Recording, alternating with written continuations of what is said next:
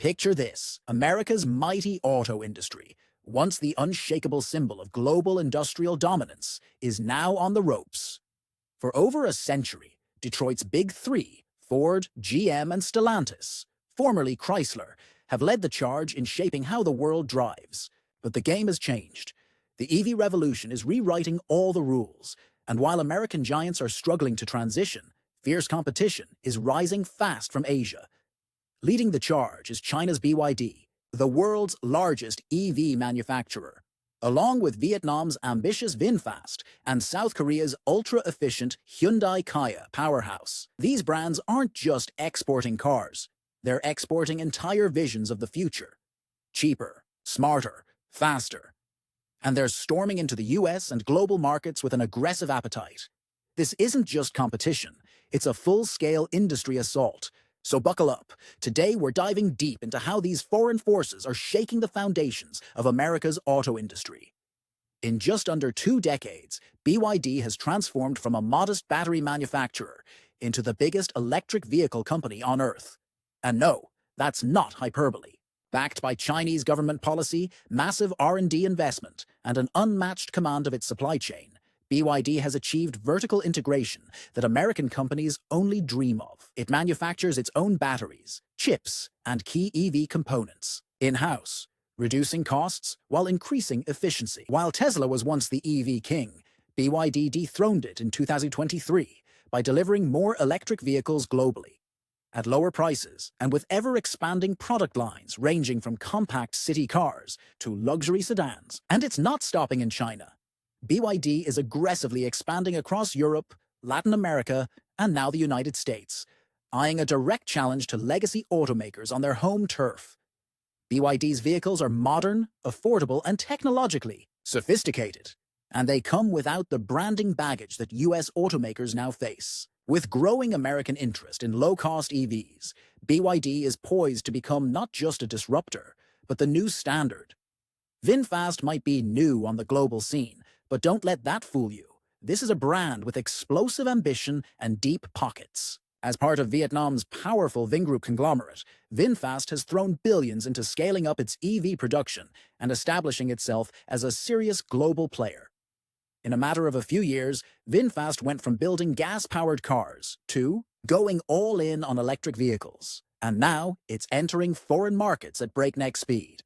In the US, VinFast is already building a massive factory in North Carolina and has launched a lineup of electric SUVs tailored to American tastes. Sure, there have been growing pains. Early models received mixed reviews, but their pace of improvement is astonishing. The company is refining its designs, lowering prices, and adjusting quickly to consumer feedback, which is more than we can say for many legacy brands.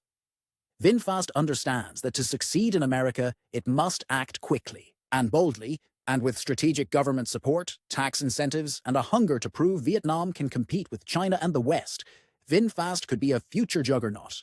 Ignore it at your own peril. While headlines often focus on Tesla and the rise of Chinese EVs, South Korea has been building a quieter, more calculated revolution. Hyundai and Kia, once viewed as budget options, are now design leaders and technology innovators. These brands are mastering EV production, creating vehicles like the Hyundai Ioniq 5 and Kia EV6, which have stunned critics and consumers alike. With sleek designs, ultra-fast charging, strong real-world range, and competitive pricing, these cars are not just catching up, they're setting benchmarks.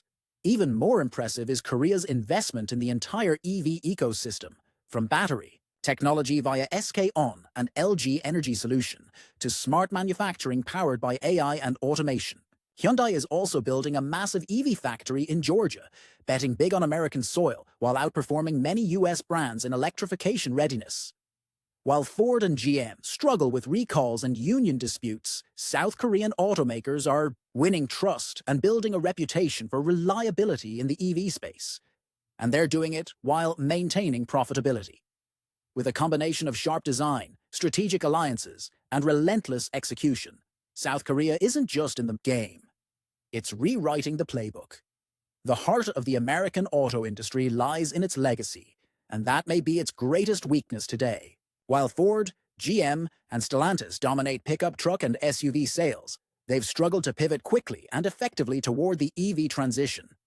Supply chain issues, battery sourcing problems, outdated factory systems, and union pressures have slowed down innovation at a time when speed is essential.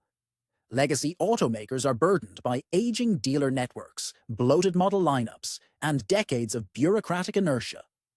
Ford's EV division reported billions in losses last year. GM delayed its EV rollout. Stellantis is practically missing from the conversation.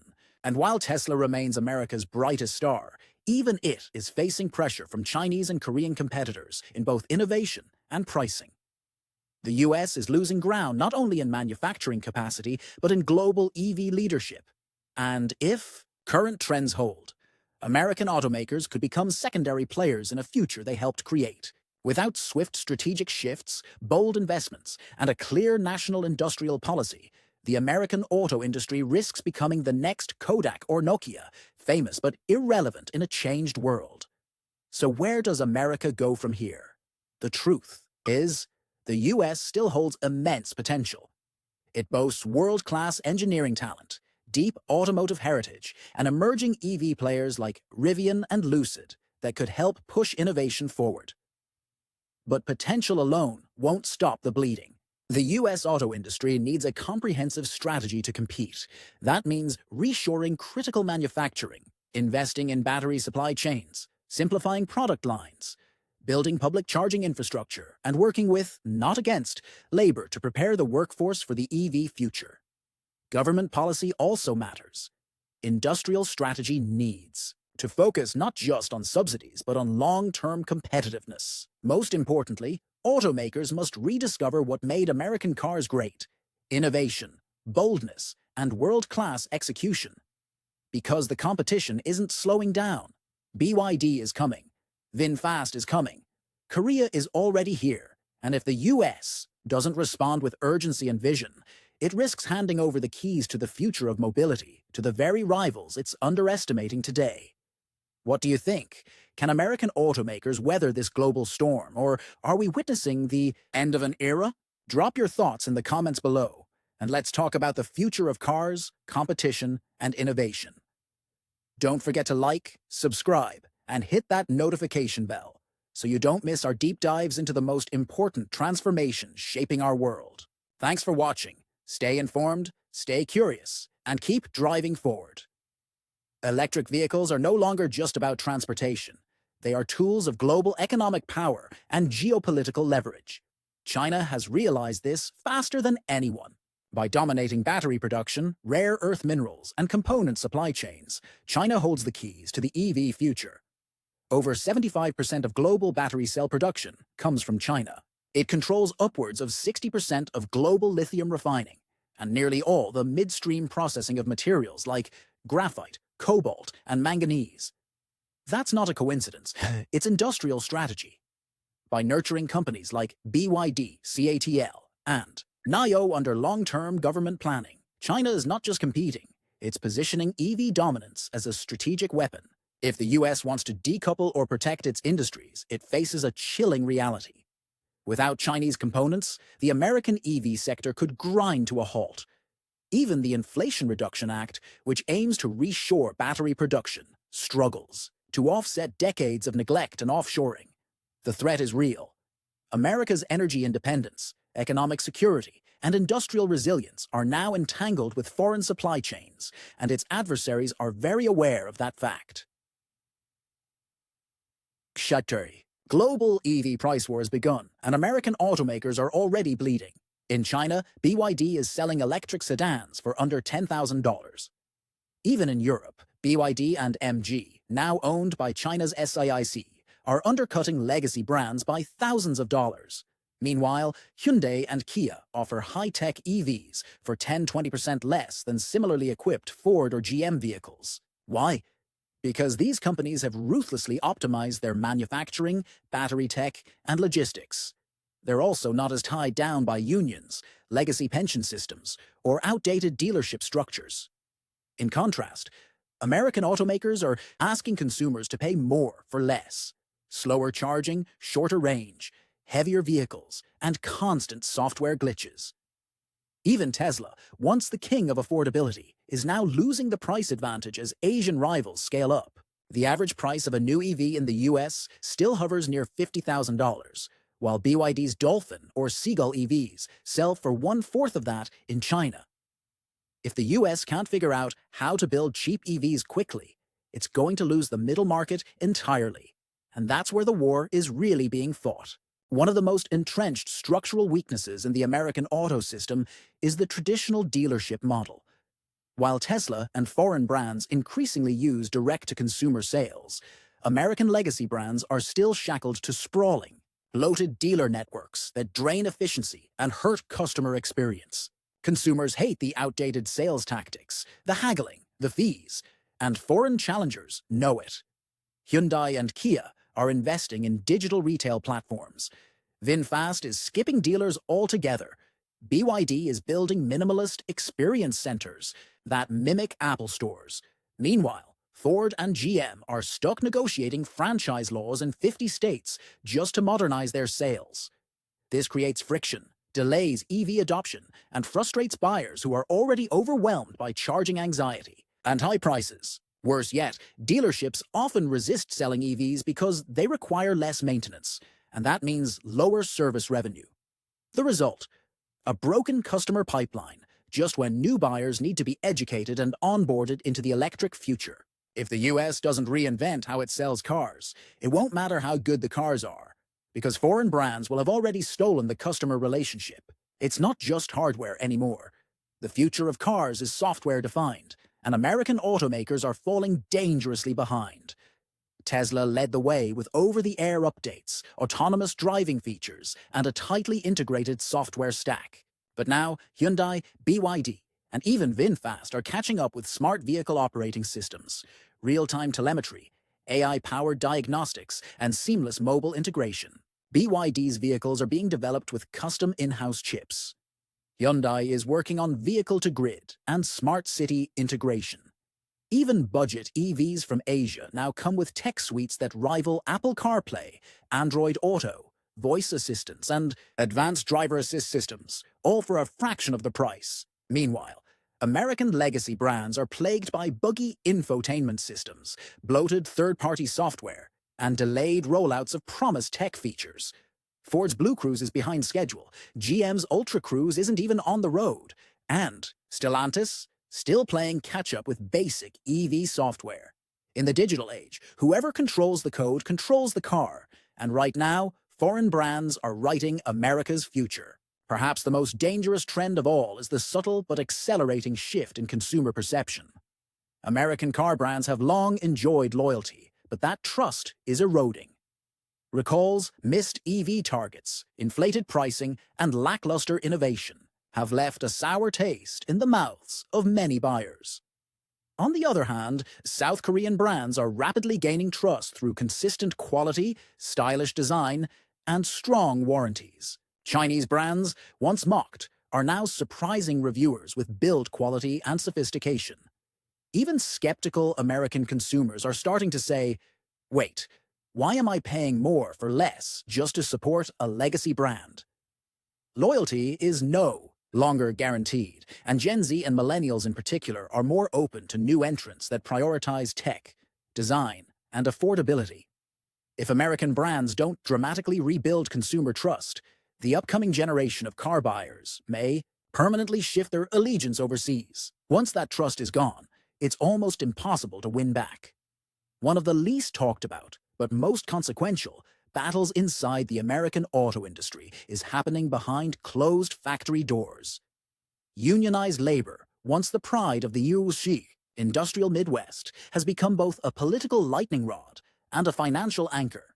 UAW strikes in 2023 and 2024 secured historic wage increases and job protections, but they also widened the cost gap between American automakers and their foreign rivals.